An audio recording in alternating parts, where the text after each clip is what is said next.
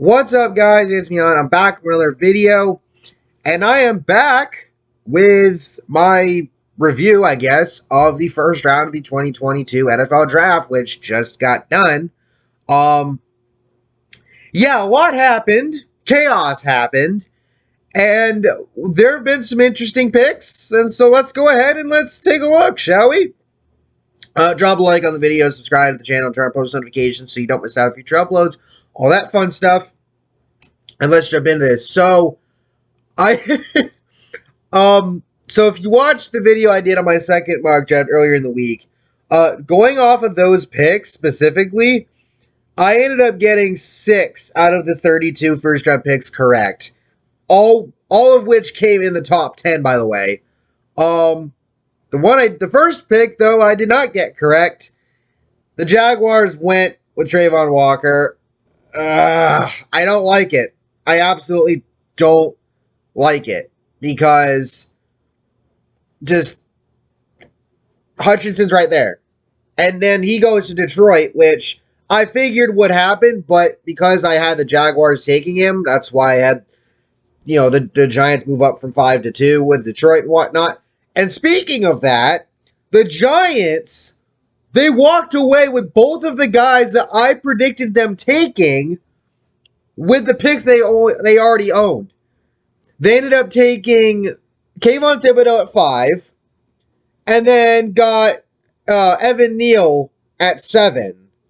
I had them trading it with Detroit, assuming that Hutchinson went to the Jaguars at 1. I had the Giants moving up to 2 to take Neal, on the off chance that somebody in front of them would take him. And then I had Thibodeau going to them at 7. So it worked out either way. I'm actually impressed. The other picks I got right were Houston taking Stingley, Jets taking Gardner, and shockingly, I picked Aquanu to go to Carolina. I completely forgot that I had the Lions taking Willis right in front of them. So I got 6 right. I'll take it. And speaking of Willis, Malik Willis did not get drafted tonight. I'm a little surprised, especially with some of the stuff that happened in the later part of the draft, but wow. That's actually, that's legitimately surprising to me. But it is what it is, I guess. And then, so the first 7 picks, Trayvon Walker at 1, Hutchinson at 2, Stingley, Gardner, Thibodeau, Aquanu, Neal. Drake London goes to the Falcons at 8. I mean, with, 1 year removed from Julio being gone, the Calvin Ridley suspension, and even if he wasn't suspended, they needed wide receiver help. So I get it. I understand the pick here. Seattle got Charles Cross. That's a fair choice. I had the Saints moving up to get Pickett, and they did move up, but just not with Seattle. They ended up jumping up to 11 with Washington to take Chris Olave, while the Jets at 10, right before them, they took Garrett Wilson. So the run on wide receivers happened early because Garrett Wilson goes to the Jets at 11. Then the Saints move up with Washington, Wilson goes 10th. Saints move up to 11th to get Olave. Then the Lions moved up with Minnesota of all teams at 12 to take Jameson Williams. That surprised me. I don't know what surprised me more. The Packers actually not moving up. I know it's a Packers thing for them not to do that, but I actually thought they'd do it this year, and they didn't. Or the fact that the Lions moved up to take Williams, trading with another NFC North team to fuck over the Packers. NFC North collusion, baby. You love to see it. And then Philly, they moved up with Houston at 13, and they took Jordan Davis right in front of Baltimore. Wow. Let's go over to some of these trades real quick, though. So the Saints gave up picks 16, 98, and 120 to Washington for the 11th pick to get Olave. The Lions gave up picks 32, 34, 66, and 66 to the Vikings for the 12th and 46th picks. The Eagles flipped picks 15, 124, 162, and 166 to Houston for pick 13. And you might say that's a little bit of, an overpay. Well, the Eagles weren't done. They ended up getting A.J. Brown from Tennessee, giving up the 18th and 101st picks. So I think they only have like 4 picks left in the draft. They've given up a lot between both of these moves. And then they gave Brown a 4-year, $100 million extension at $57 million guaranteed. So Eagles, I would argue, probably had one of the better drafts on the night. They steal Jordan Davis from right in front of Baltimore, the team that I figured he was going to, and then they make the AJ Brown trade, which is just insane. And then they extended him. Props to Philadelphia where it's due, because they did. I mean, what else can you say there? But then again, Baltimore, y'all didn't do so bad for yourselves either.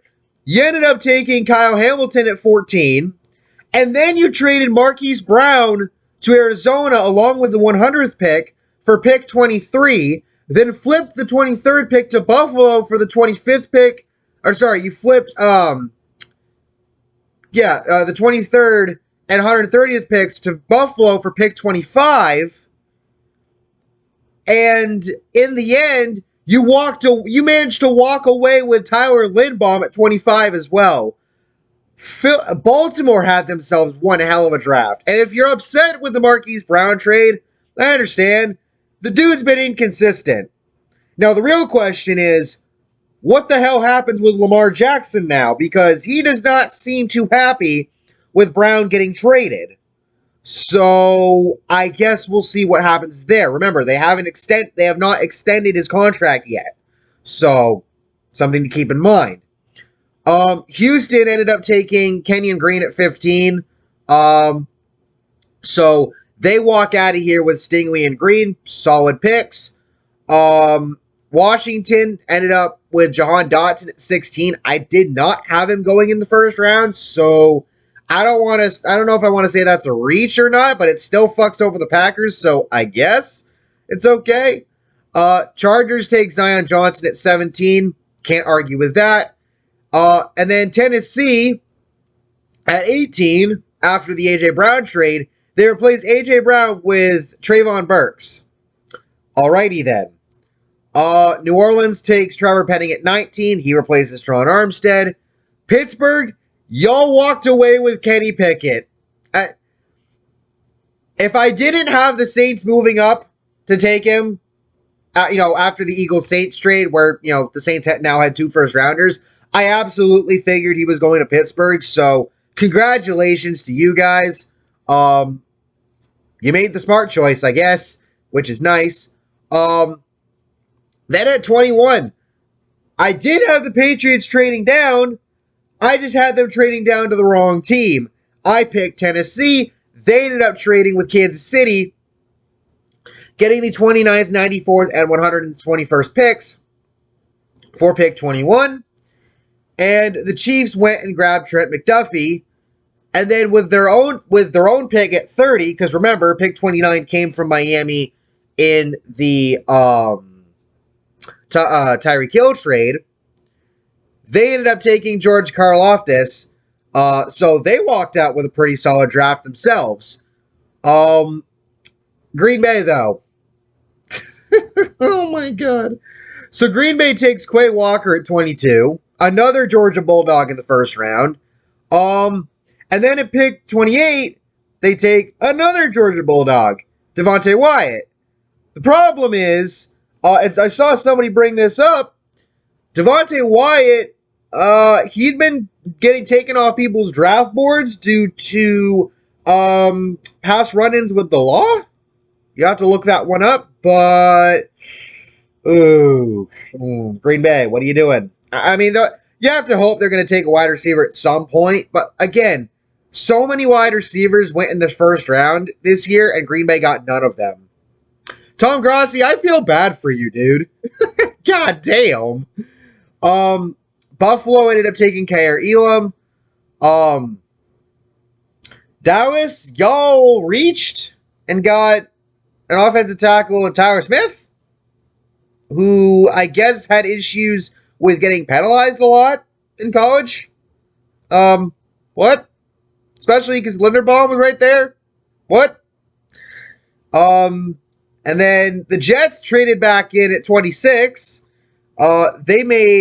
They gave up picks 35, 69, nice, and 163 to Tennessee for picks 26 and 101.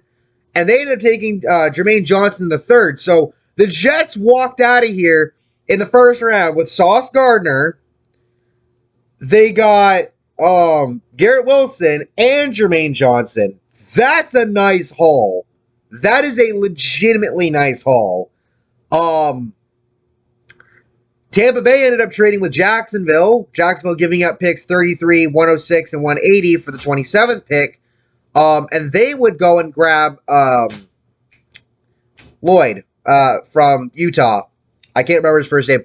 Devin Lloyd. Yeah, my bad. So they end up walking out with Walker and Lloyd. I would feel better if they took Hutchinson and not Walker, but it is what it is. After that, again, the Wyatt pick to the Packers. New England, they got Cole Strange, which is the most New England Patriots pick ever. Like, legitimately. As I said, Kansas City got Karl Loftus. Cincinnati got Daxton Hill. And then Minnesota, who dropped all the way down to 32 after trading with the Lions, they took Lewis Sine. So, overall, I would say the teams that had the best first round, immediate winners, probably the Giants, Jets, Lions. I would argue, Giants, Jets, Lions, Eagles, I think, and Ravens. In terms of not so good, probably on the worst end of the scale, probably the Packers. Titans, simply for the fact that they traded out of the first round. And, especially with Willis being there, because Tannehill ain't getting any younger. But even then, considering that, where they were, with pick 26, well, I mean, Linderbaum had just gone right in front of them, but, you had some guys you could get on your defense still, so, damn.